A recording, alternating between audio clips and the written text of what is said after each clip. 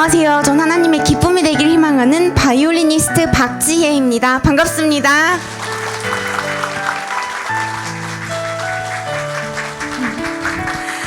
네, 오늘 또 저는 이 바이올린이라는 무기를 들고 섰다고 그렇게 생각을 합니다. 다윗에게 주셨던 5개의 물맷돌과 같은 그런 능력, 그런 하나님의 기적의 역사를 실현시킬 수 있는 무기라고 그렇게 믿어 의심치 않고 있는데요. 제가 가능하게 하는 일이 아니고요. 오늘 또 이 자리에 저를 인도하신 그 하나님께서 역사하신다면 정말 놀라운 기적과 같은 역사, 그리고 회복, 그리고 무엇보다 어둠이 스려져 있던 자리에 하나님께서 주시는 끝없는 희망으로 가득 찰 줄 믿어 의심치 않겠습니다. 어제도 살아 역사하시고 오늘 또 살아 역사하시고 내일 또 우리의 선한 목자가 되어주실 그 하나님을 찬양하면서요, 오늘 이 시간도 100% 내어 맡기고 나가도록 하겠습니다.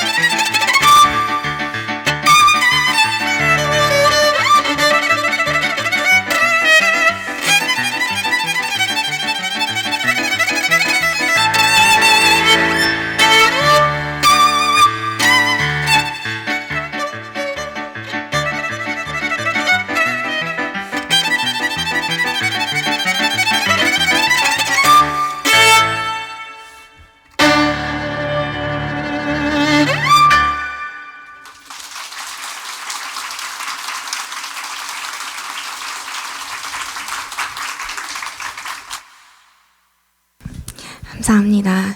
저 앞에서 좀 들어주세요. 앞줄은 스피커를 등지고 있어가지고 모니터 스피커밖에 안 들려요. 자, 여기까지 방송실에 부탁을 드린 말씀이었고요. 방금 연주했던 곡은 몬티라는 작곡가가 작곡한 차르다스라는 곡이었습니다. 집시의 삶을 한 곡에 고스란히 녹여놓은 것 같은 그런 곡인데요. 들어보시면 알겠지만 되게 약간 자유분방하고 막 열정적이고 그런 정열적인 삶을 표현해 놓은 것 같습니다. 그런데요, 제대로 들어보면 약간 처음부터 그 쏟아지는 집시들은 돌아갈 고향이 없잖아요. 그 고향이 없다는 서름? 삶의 애환이 고스란히 묻어져 있는 것 같습니다. 그러다가 그 사실을 좀 잊어버리려고 더 막 이렇게 즐겁게 보이고 싶고 막 춤을 추고 노래를 부르고 하는 모습 같아서 그들이 웃고 있어도 너무 밝게 곡이 돌아가도요, 그 안에는 깊이 깔려있는 서름 애환이 그대로 남아있는 것 같아요. 제가 생각을 할 때 아직 오래 살진 않았지만 그런데 참 삶은 나그네라고 이방인이라고 하잖아요. 그게 시간이 갈수록 더 느껴지더라고요. 제가 이렇게 교회에서 연주를 하게 되리라고는 한 번도 상상을 해본 적이 없었습니다. 그런데 저한테 남들은 막 잘 나가기 시작한다고 막 박수를 보내주기 시작하던 딱 그때 우울증이라는 굉장히 어둡고 제가 벗어날 수 없는 그림자가 제 삶을 드리웠어요. 그러다가 이 우울증에서 도무지 벗어날 방법이 보이지 않으니까 어느 순간부터는 저 자신을 포기했던 때가 있었습니다. 완벽하게 무기력하고 제 삶이 그냥 어둡다는 걸로 표현할 수가 없고요. 정말 칠흑같이 암흑같이 어두웠던 절망 그 자체의 순간들이었습니다. 근데 그렇게 절망적이었을 때 어쩌면 저를 그렇게 아프게 했던 것도 음악일 수 있잖아요. 왜냐면 이왕에 내가 바이올린 하는 거 세계적인 바이올리니스트가 되고 싶다는 꿈과 그 목표를 가지고 막 누구보다 열심히 노력을 했거든요. 저 자신을 푸시하고 막 계속 그렇게 했는데 그게 저한테 어느 순간부터 너무 버거운 짐이 되었던 것 같기도 합니다. 그래서 어떻게 보면 우울증에 걸린 것도 음악 때문인데, 근데 제가 정말 나약한 그 순간에, 아니 어떻게 보면 정말 위험한 그 순간에 내 머릿속을 맴돌면서 정말 단순한 멜로디라고 생각했는데 살아서 숨쉬고 나를 살리기 시작하고 그 어떤 말로도 나를 위로시킬 수 없을 만큼 내 자신이 그 어떤 에너지도 없이 고갈되어 버렸던 그런 저한테요, 그 노래가 갖고 있는 엄청난 축복의 씨앗이 내 마음 깊숙한 곳까지 침투해서 들어오더라고요. 내가 위로의 말을 누군가가 건넨다고 해서 내 것으로 받아들일 수 있는 게 아니더라고요. 내가 그 내용을 이해하고 듣고 내 것으로 위로로 소화를 시켜야만 내 것이 되는데 그것조차 할 수 없을 때가 있더라고요. 근데 그때 이 음악은요, 나한테 내가 그거를 받아들일 힘이 없어도 음악이 갖고 있는 그 엄청난 축복과 회복이 나한테 그대로 스며드는 것만 같았습니다. 아주 단순한 멜로디로 나한테 인식되었던, 그런데 정말 위험했던 그 순간에 나를 붙잡아 주었던 것은 바로 찬양이었습니다. 저는 독일에서 태어나고 자랐기 때문에 한국어의 가사를 된 그 찬양들을 쉽게 접할 수는 없었을 거예요. 그런데도 불구하고 내 머릿속에 맴돌았던 것은 한국어로 된 찬양이었거든요. 어디서 들었는지 그때는 그런 거 생각할 여지가 없었습니다. 아무 그냥 생각 없이 살았거든요. 그냥 이 삶이 빨리 끝나버렸으면 좋겠다는 생각밖에 없을 정도로 우울하고 암울했는데, 근데 이 음악이 들려오기 시작했을 때 제가 세상 그 어느 곳에서도 내가 경험해보지 못한 위로를 얻고 있더라고요. 나중에 되짚어 보니까 엄마가 어떻게 하나밖에 없는 딸이 다른 병도 아니고 이런 병에 걸려서 정신적인 병이잖아요. 그러니까 수술해서 떼어낼 수도 없는데 정말 매일같이 억장이 무너졌다고 해요. 할 수 있는 방법은 다 동원해봤지만 남아있는 방법이 없었을 때 마지막 지푸라기라도 잡는 심정으로 붙잡을 수 있었던 것은 바로 기도였다고 합니다. 하루 온종일 눈이 짓이겨질 정도로 기도하다 지치면 울부짖는 건지 흐느끼는 건지 구별할 수 없는 그런 노래를 읊었던 기억이 어렴풋하게 나더라고요. 근데 이 찬양이 그렇게 읊는 수준의 찬양이었는데 얼마나 강력한지 그 어떤 좋은 과학이나 의학적인 기술로도 그 어떤 훌륭한 상담사의 기술로도 뚫지 못했던 저를 뚫고 들어와서 정말 내 깊숙한 곳에서부터 회복을 시키기 시작하던 거예요. 바로 이 찬양이. 그러면서 아주 서서히 내가 살겠다는 간절함으로 저는 찬양을 연주하기 시작했습니다. 한국에 가끔씩 나오면 섬기던 시골의 조그마한 교회 목사님이 계셨어요. 어릴 때부터 많이 믿고 의지했던 목사님인데요. 제가 독일에서 독일은 전도라는 개념이 없거든요. 근데 세상에 나 같은 사람도 이렇게 위로를 받고 내 삶을 완벽하게 포기했는데 나도 포기한 내 삶을 끝까지 포기하지 않고 나를 이렇게 살리고 끝까지 나를 축복해 주시고 끝까지 사랑하신다는, 끝까지 멸망치 않게 하시리라는 그 하나님의 은혜가 너무 놀라워서 그냥 그 은혜를 가지고만 있을 수가 없는 거예요. 그래서 나는 의사 선생님이 그냥 이대로 가다가는 막 심장이 멎어서 돌연사 할 거라고까지 말씀을 하실 정도로 건강이 악화가 되고 아무것도 내일이 보이지 않는 그런 상황이었지만 상황은 바뀐 것이 없는데 제가 바뀌기 시작했습니다. 그러면서요, 그 크신 은혜 놀랍다면서 제가 막 전도지를 만들어가지고 노상 전도를 하기 시작했어요.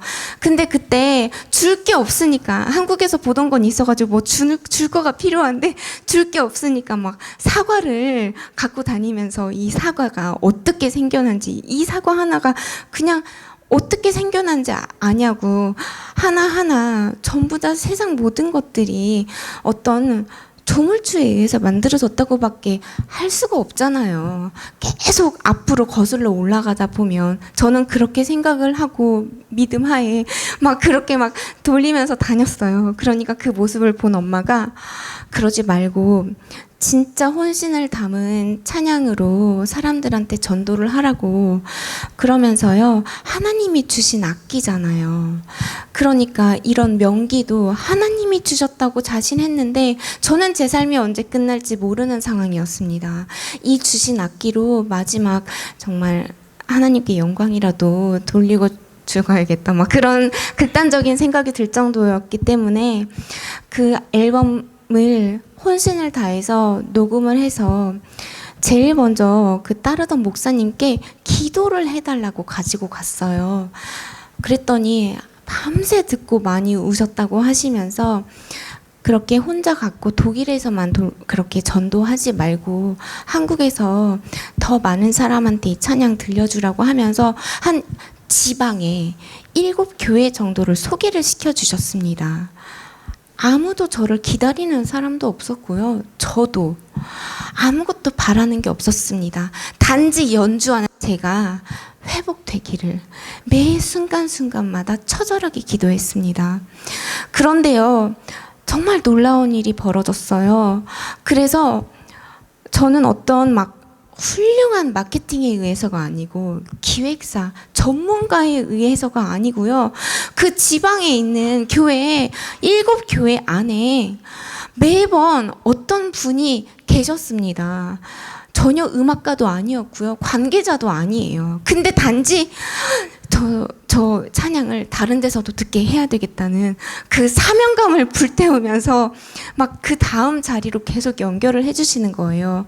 그리고 나면 그 자리에서 또 다음 자리로 연결이 되기 시작했고, 그렇게 하다 보니 제가 회복되는 건 물론이고 제가 이전에는 상상할 수 없는 자리까지도 하나님은 오르게 해주셨습니다.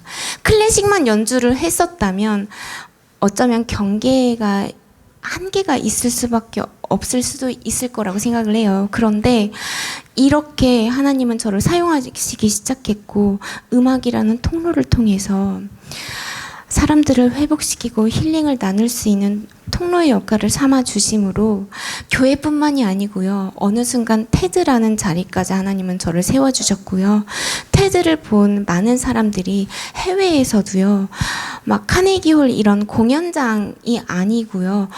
막 그 미국 국회라든지 이런 컨퍼런스나 이런 정말 음악을 일부러 시간 내서 오셔서 들으시지 않으시는 분들한테도 음악을 가지고 아주 강력하게 메시지를 전달하게끔 해주시더라고요. 저는 어떻게 하다가 이 자리까지 오게 됐고 그리고 지금 또 이렇게 놀랍게 역사하시고 지금 이 순간도 이 자리에서 역사하시는 그 하나님이 너무 놀라울 따름입니다. 그런데 이렇게 하다 보니까 가끔씩 조금 오해가 생기더라고요. 제가 막 약간 날개 잃은 천사같이 그렇게 생각하시는 분들이 있어요. 막 화장실도 안 갈 것 같고 엄청 착할 것 같고 막 완벽한 인격체로 생각하시는 분들이 계신데요. 그 생각을 하면 제가 또 몸둘 바를 모르겠어요. 왜냐하면 저는 터무니없이 부족한 사람이거든요.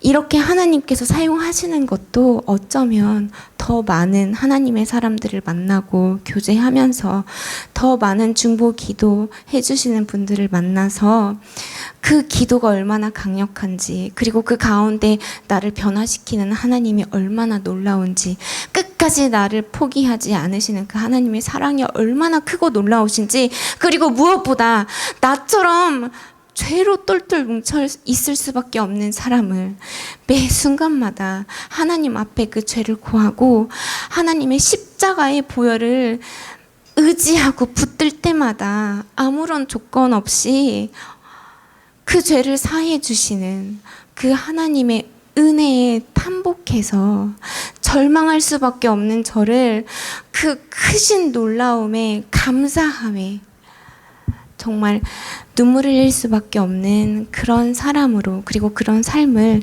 꾸려나갈 수 있게 해주시는 은혜가 얼마나 놀라운지 모르겠습니다.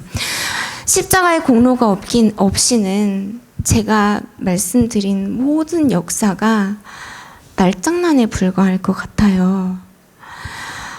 저를 구원해 주시고 회복해 주시고 그리고 전화위복을 해주시는 그 하나님의 놀라우신 역사가 오늘 이 자리에 함께 하신 여러분 한 분 한 분의 역사가 되리라 저는 믿어 의심치 않습니다. 그리고 그 십자가의 공로를 다시 한번 되새기면서요. 그 십자가의 주인공이 우리 모두가 되기를 간절히 소원하고 기도합니다.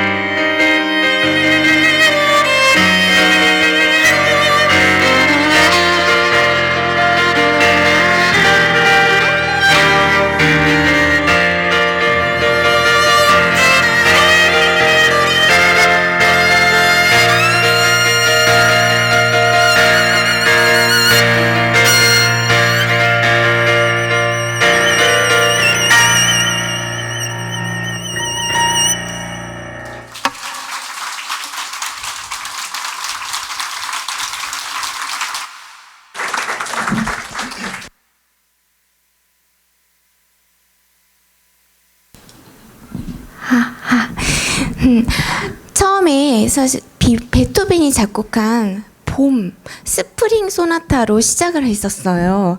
봄이 상징하는 게 희망인 것 같아서 오늘 좀 살짝 이제 희망이라는 주제를 비치려고 그렇게 연주를 하긴 했는데, 본의 아니게 약간 피아니스트한테는 조금 신뢰가 되는 게, 원래는 이렇게 그랜드 피아노로 연주를 해야 되잖아요.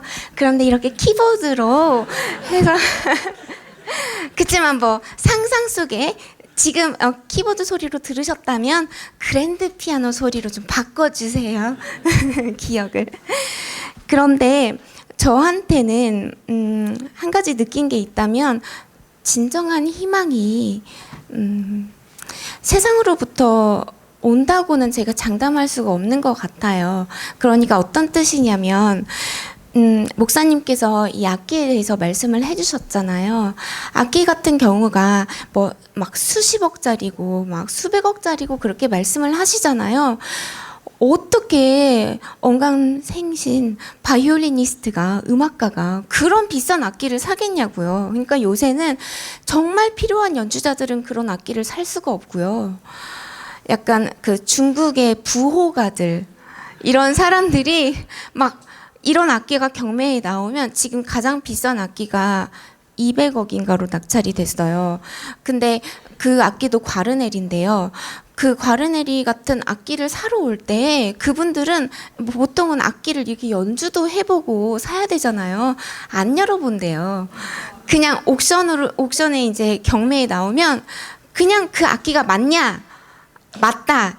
그러면 가지도 않고 열어보지도 않고 그냥 누구를 시켜서인지 아무튼 그 이만한 캐리어에 돈을 싸가지고 가가지고 그냥 현찰로 일시불로 주고 산대요.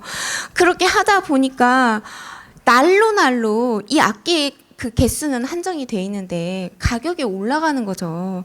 굉장히 악기 값이 막 무섭게 올라가고 있어요. 물론 중국 분들이 많이 콩을 튀겨놨다고 막 말씀하시는 분들도 있는데, 그 정도로 엄청난 특혜가 아니고서는 진짜 필요한 연주자가 이 악기를 손에 갖고 연주한다는 것은 기적과 같은 역사입니다.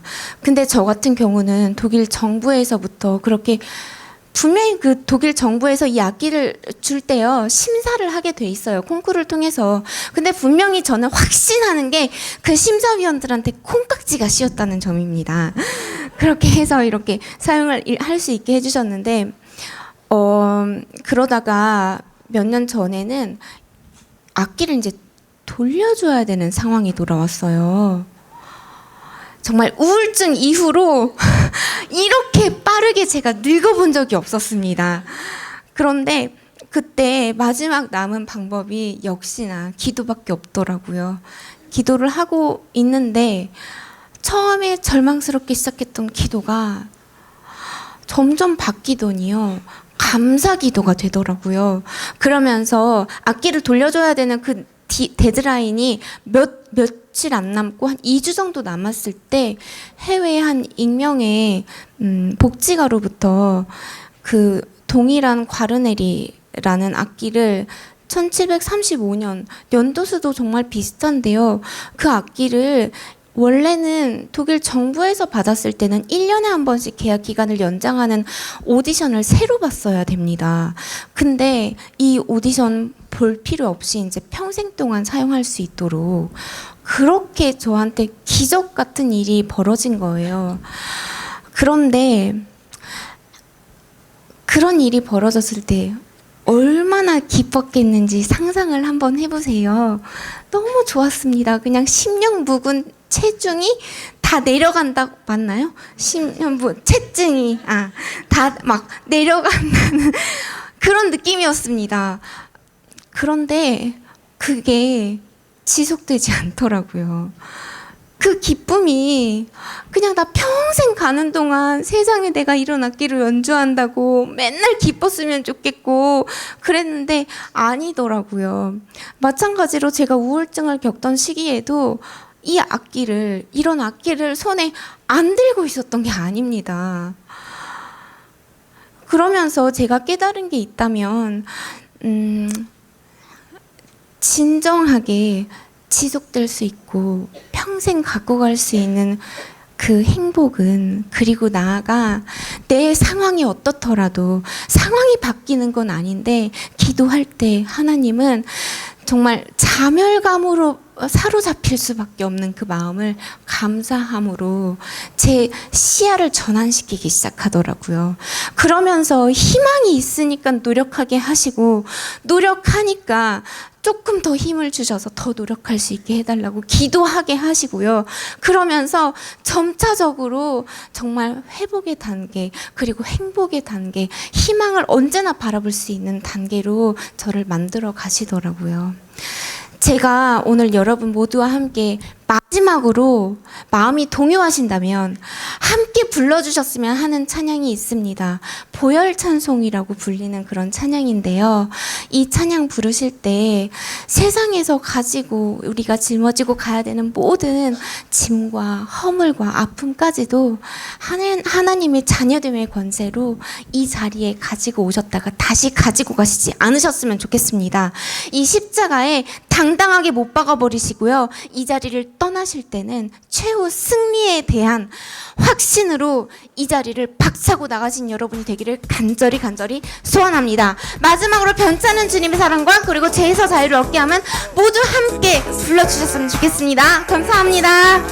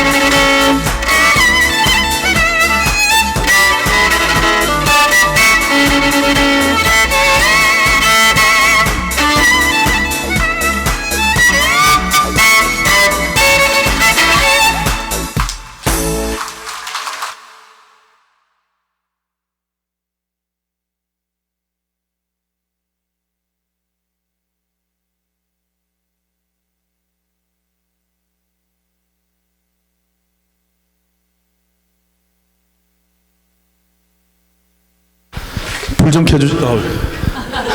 불 좀 켜주실래요? 네, 우리 지휘자매 수고하고 또 격려의 박수 한 번 더 할까요? 네, 시간 내주셔서 너무 고맙고요. 막 제가 예언의 은사가 없어도 예언했죠. 예, 시작할 때는 멀뚱멀뚱 봐도 마칠 때쯤 되면 더 듣고 싶다 이런 마음 막 생긴다 그랬죠. 틀렸습니까 제가? 맞죠? 근데 왜 앵콜 안 해요?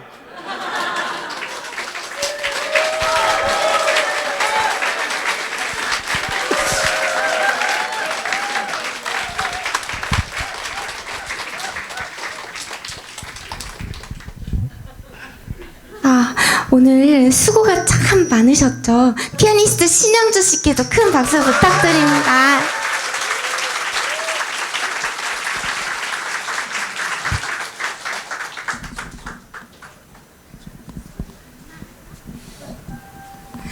그럼 마지막으로 모든 영광 하나님께 돌려드리면서요.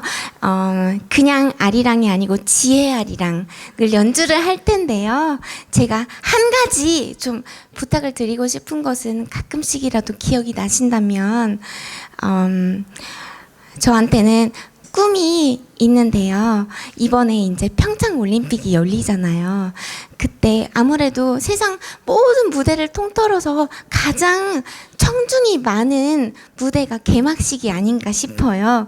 그래서 거기서 연주하는 하고 싶은 꿈도 있고 또 홍보대사도 하고 싶고, 왜냐면 제가 동계올림픽 종목을 너무 좋아하거든요. 실제로 아이스하키에 미쳐 있기도 하고 팀에서 운동을 하고 있기도 하고요.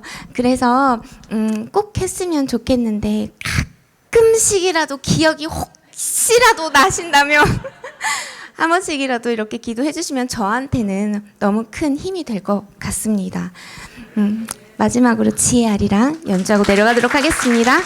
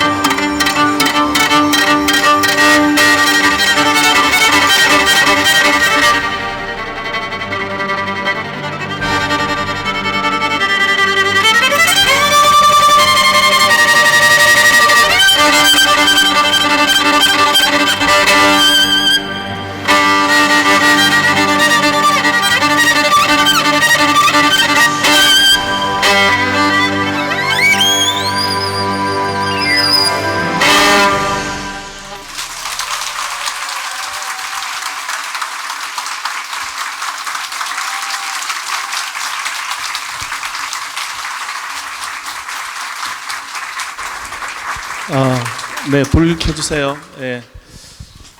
계속 듣고 싶죠, 그죠? 그거는 우리의 탐욕과 욕심입니다. 여러분 신앙생활 하다 보면 여러분 이렇게 좋을 때도 있지만 신앙생활이 이렇게 식어질 때도 있습니다.